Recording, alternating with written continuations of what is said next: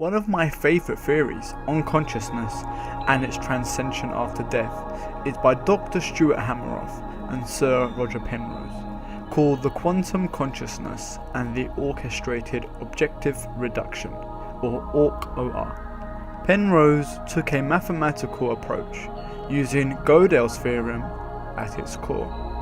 What Penrose deduced was that for the brain to compute the way it does, it cannot do so linearly by using progressional algorithms. Therefore, a reasonable conclusion was that there must be an additional information processing system.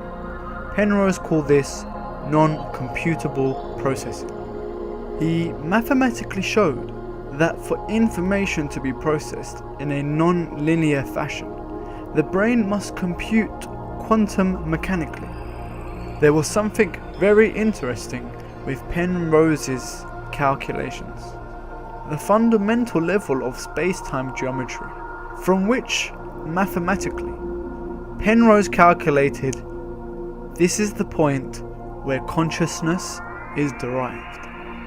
Penrose decided to publish his remarkable work of astounding mathematical intellect. However, he lacked evidence that organic material in the brain was capable of conducting these orchestrated objective reductions. Therefore, his work remained a hypothesis. Then came along Dr. Stuart Hameroff, who changed this hypothesis into an established scientific theory.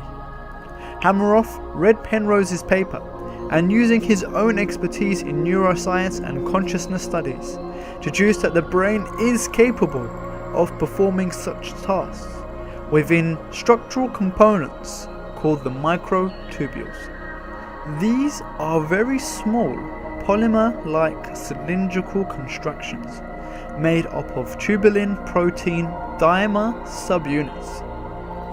They form the structure of neurons and are fundamental for the transmission across the synapse. Their sizes are incredibly small, approximately 2 nanometers. The key component is that these microtubules contain high densities of pi orbiting electrons.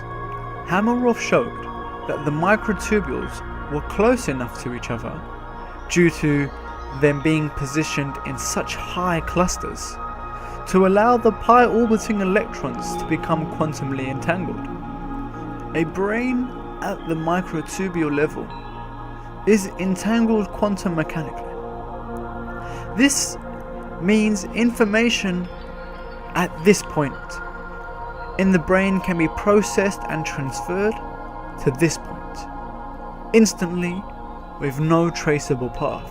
Now, let's apply it to consciousness after death. What happens to us? Penrose and Hameroff have showed that the brain is a quantum information processor at a fundamental level, and the information within is entangled.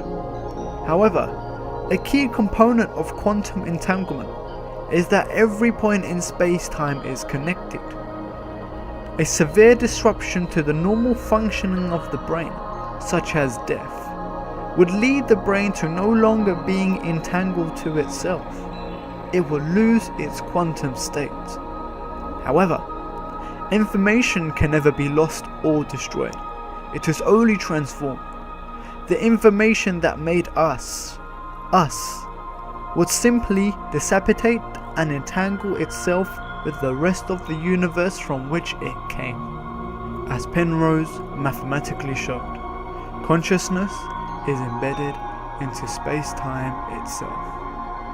And one day we shall return to the infinite realm of universal consciousness.